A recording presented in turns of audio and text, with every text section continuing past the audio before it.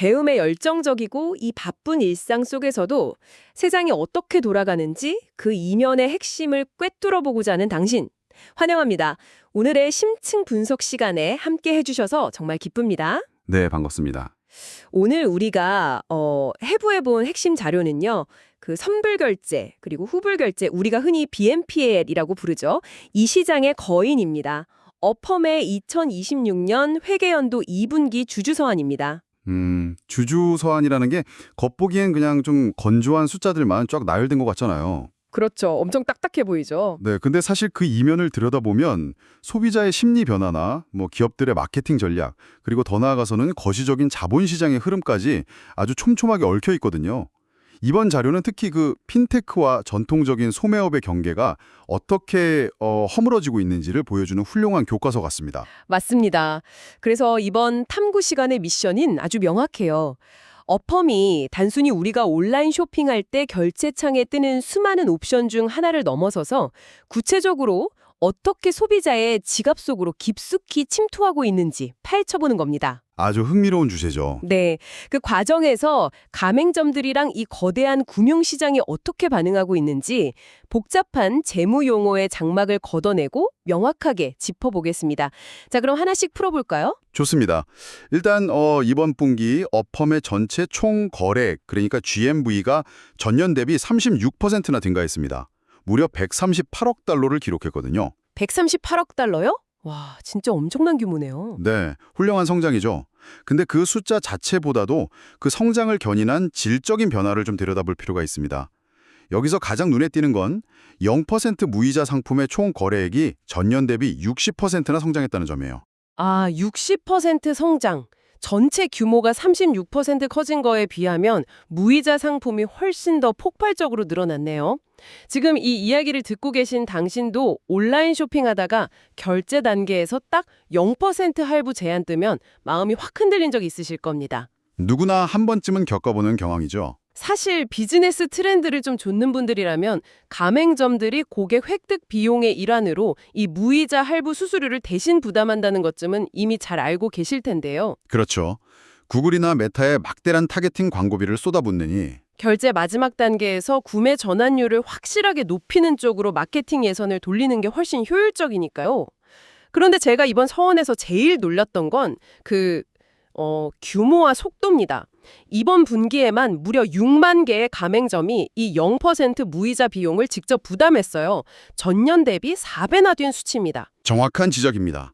여기서 정말 매력적인 지점은 개념 자체가 새로운 건 아니지만 그 개념이 시장에서 수용되는 속도가 아주 이례적이라는 거예요. 이번 분기 월 할부 0% 무이자 총 거래액의 95% 이상이 가맹점의 자금으로 지원됐거든요. 95%나요? 가맹점들이 그냥 지갑을 확 열었네요. 네. 게다가 더 흥미로운 건 신규 고객의 60% 이상이 첫 거래로 이 0% 무이자 상품을 선택했다는 사실입니다. 이건 가맹점들이 무이자 할부를 단순한 결제 옵션이 아니라 강력한 수요 창출 도구로 적극 활용하고 있다는 증거죠. 아, 그러니까 어펌이 가맹점의 마케팅 비용을 활용해서 자기들의 사용자 기반을 폭발적으로 넓히고 있다는 거군요. 아주 정교한 플라이휠이 완성된 느낌입니다. 지난 10월에 열렸던 그 믹 너띵 이벤트도 이 맥락이죠? 맞습니다. 그 이벤트 기간 동안 어펌 카드의 0% 무이자 GMV가 무려 190%나 급증했잖아요. 구체적인 사례가 이걸 아주 명확히 증명해 줍니다. 한 시점에 구매를 확정 짓고 어펌은 그 중간에서 거래 규모란 사용자 데이터를 싹 쓸어가는 완벽한 삼각편대네요. 완벽한 윈윈 구조죠. 게다가 제가 자료를 보니까 상위 5개 가맹점이랑 파트너의 비중이 51%에서 46%로 떨어졌더라고요. 이 상위 파트너들의 거래액 자체가 23%나 성장했는데도 비중이 줄었다는 건? 롱테일에 있는 수많은 중소가맹점들이 어펌 네트워크로 엄청나게 유입되고 있다는 뜻이죠. 맞아요. 특정 플랫폼에 대한 의존도를 낮추면서 덩치를 키우는 아주 건강한 포트폴리오 다각화라고 볼 수 있겠습니다. 네, 네트워크 효과가 이제 본격적으로 터지고 있는 겁니다. 그런데 여기서 조금 화제를 전환해 볼 필요가 있어요. 어펌이 단순히 결제창에 뜨는 버튼 하나를 넘어서서 소비자 직거래, 그러니까 D2C 부문에서 만들어내고 있는 변화 말입니다. 가장 흥미로워지는 부분이 바로 여기입니다. 이번 분기 D2C 부문 총거래액이 52% 증가해서 43억 달러를 기록했어요. 그리고 그 중심에는 무려 159% 성장한 어펌카드가 있죠. 22억 달러 규모입니다. 성장세가 정말 가파르죠. 활성카드 소지자도 전년 대비 2배 이상 늘어서 370만 명에 달하고 카드 발급률도 14%로 꾸준히 오르고 있어요. 이건 어펌이 이제 온라인 결제 페이지를 벗어나서 오프라인 매장, 즉 당신의 물리적 지갑 속으로 직접 확장하고 있다는 아주 강력한 신호거든요. 맞습니다. 카드 기반의 오프라인 총거래액이 카드를 사용하지 않는 오프라인 거래보다 10배 이상 높다는 데이터가 그걸 뒷받침해주죠. 어펌이 일상생활 깊숙이 들어오고 있다는 뜻입니다. 네네. 그리고 전문가의 시선으로 볼 때 비즈니스는 항상 한 방향으로만 가지 않거든요. 재무 디테일을 좀 세밀하게 들여다보면 이 D2C의 폭발적인 성장이 전체 네트워크 수익률 측면에서는 약간의 마찰을 일으키고 있습니다. 어떤 식의 마찰인가요? 가맹점 웹사이트에 직접 연동돼서 결제되는 통합 POS 거래랑 비교하면 소비자가 어펌 카드로 직접 결제하는 D2C 거래는 총 거래액 대비 네트워크 수익률이 상대적으로 낮아요. 그래서 이번 분기에 통합적인 총 거래액 대비 네트워크 수익률이 8베이시스 포인트, 한 0.08%포인트 정도 하락하는 원인이 되기도 했죠. 디테일한 수치 변화네요. 근데 저는 그 부분이 전략적으로 아주 합리적인 트레이드오프라고 봅니다. 네트워크 수익률을 약간 양보하더라도 지갑 점유율을 뺏어오는 게 장기적으로 더 이득이라는 말씀이시죠? 정확합니다. 전통적인 신용카드나 애플페이 같은 거대 인프라를 우회해서 당신이 커피를 마시거나 마트에서 장을 볼 때 매일매일 어펌을 쓰게 만드는 습관을 들이는 거잖아요. 고객 생애 가치를 극대화하기 위한 의도적인 로스리더 전략에 가깝다고 봅니다. 아주 훌륭한 분석입니다. 단기 수익률을 조금 내어주고 고객과의 접점을 일상 전반으로 넓히는 배칭인 거죠. 자, 그렇다면 이 모든 숫자, 이 거대한 덩치 키우기가 실제 재무 성과로는 어떻게 추환되고 있는지 짚어볼 차례입니다. 그렇다면 이 모든 숫자가 의미하는 것은 무엇일까요?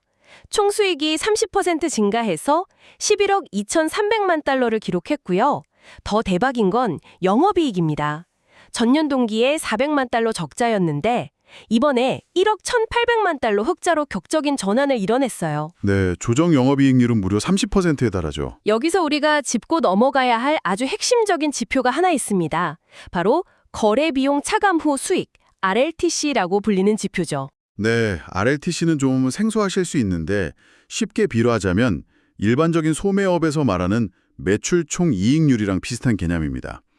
총수익에서 자금 조달 비용이나 신용손실 대손상각비 같이 거래를 성사시키는 데 직접 들어간 핵심 원가들을 뺀 진짜 마진이죠. 뼈대만 남긴 순수 마진이군요. 맞습니다. 이번 분기 어펌의 RLTC가 총 거래액의 3.93%를 기록했어요.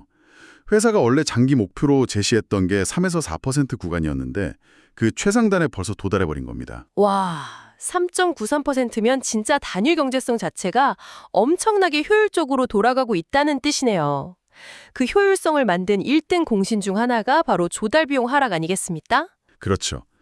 금융 비즈니스는 결국 돈을 얼마나 싸게 떼어오느냐가 생명인데 이번 분기 조달 비용이 6.2%로 전년 대비 109 베이시스 포인트나 떨어졌어요. 이게 아주 큰 순풍으로 작용했습니다. 특히 흥미진진했던 게 11월에 발행한 자산유동화증권, 그 2025-X2 ABS 발행이었어요. 시장에서 6배 이상의 초과 수요가 몰리면서 5.96%라는 낮은 비용으로 조달에 성공했잖아요. 기관 투자자들이 어펌의 채권에 이 정도로 열광했다는 건 월스트리트의 신뢰가 엄청나다는 증거죠. 네, 기관 투자자들은 리스크를 귀신같이 알거든요. 어펌 대출 채권은 만기가 수개월 단위로 짧아서 금리 변동 리스크가 적고 또 어펌의 신용평가 알고리즘이 잘 작동한다는 게 데이터로 증명됐으니까 프리미엄이 붙는 겁니다. 리스크 이야기가 나오니까 자연스럽게 이 질문을 안 던질 수가 없네요. 활성 소비자가 2,580만 명으로 늘고 거래 건수로 1인당 6.4건으로 올랐는데 대출 규모가 이렇게 폭증하는데 과연 사람들은 대출금을 제대로 갚고 있을까요? 당신도 아마 이 부분이 제일 궁금하실 겁니다. 연체율 불안하지 않나요? 30일 이상 연체율은 2.7% 수준에서 잘 관리되고 있어요. 대손 충당금 비율도 5.4%로 탄탄하고요. 오, 2.7%면 상당히 양호하네요. 특히 실제 손실로 확정된 순상각률을 보면 월 분할납부 대출의 경우 3.5% 안팎으로 예상 모델에 딱 부합합니다. 저는 데이터 보면서 제일 소름 돋았던 게 그 사회 분할 납부 상품이었어요. 손실률이 무려 1% 미만으로 묶여 있더라고요. 이거는 진짜 단순한 금융 비즈니스가 아니라 기술적인 성취에 가깝지 않나 싶어요. 어펌의 시스템이 얼마나 촘촘한지 보여주는 대목이죠. 전통적인 신용카드사들은 한번 큰 한도를 주고 알아서 쓰게 둔 다음 리볼빙 이자로 돈을 벌잖아요. 그렇죠. 소비자가 실수하기를 은근히 바라는 구조죠. 반면에 어펌은 매 결제 건마다 실시간으로 리스크를 심사합니다. 연체가 한 번이라도 발생하면 즉시 추가 결제를 차단해버리죠. 이런 짧은 피드백 루프가 소비자가 부채 늪에 빠지는 걸 막아주는 훌륭한 안전장치입니다. 이해관계가 소비자랑 완전히 일치하네요. 폭발적으로 덩치를 키우면서도 브레이크가 파열되지 않는 이유가 바로 이 촘촘한 알고리즘 덕분이군요. 네, 신용관리 능력이 정말 탁월합니다. 자, 이제 오늘 다룬 이 깊이 있는 분석들을 청취자 장신을 위해 깔끔하게 갈무리해 볼 시간입니다. 오늘 우리는 가맹점이 주도하는 0% 무이자 상품의 파급력, 그리고 어펌카드의 폭발적인 오프라인 확장, 눈부신 흑자 전환과 안정적인 신용관리까지 아주 촘촘하게 살펴봤습니다. 네, 정리해보면 질적, 양적인 성장을 아주 완벽하게 증명한 분기였다고 할 수 있죠. 네, 게다가 지금 23억 달러라는 아주 풍부한 유동성을 확보하고 있고 최대 1억 7,600만 달러 규모의 전환사채 매입 계획까지 내놨어요. 내년도 총 거래액 전망치도 483억 달러 이선으로 긍정적으로 바라보고 있고요. 이것을 더 큰 흐름, 거시적인 시각과 연결해보면 훨씬 더 흥미로운 그림이 나옵니다. 향후 단기 기준 금리가 완만하게 하락할 거라는 전망이 우세하잖아요. 네, 금리 인하 기대감이 크죠. 만약 그렇게 되면 어펌의 자금 조달 비용은 구조적으로 더 낮아질 겁니다. 이미 조달 비용을 꽤 낮춰놨는데 여기에 금리 인하라는 매크로 순풍까지 불어주면 수익성에 아주 강력한 날개를 달게 되는 셈이죠. 와, 타이밍 기가 막히네요. 그런데 전문가님, 오늘 이 완벽해 보이는 서한 문건에 아주 구석진 곳에 짧게 언급된 한 가지 사실이 제 눈길을 끌었습니다. 어떤 부분이죠? 한 대형 가맹점이 자체 지갑 솔루션으로 후불 결제 물량을 이전했다. 바로 이 대목입니다. 아, 그 부분요. 그거 아주 날카로운 포인트입니다. 이게 진짜 아주 중요한 도발적인 질문을 던지게 하거든요.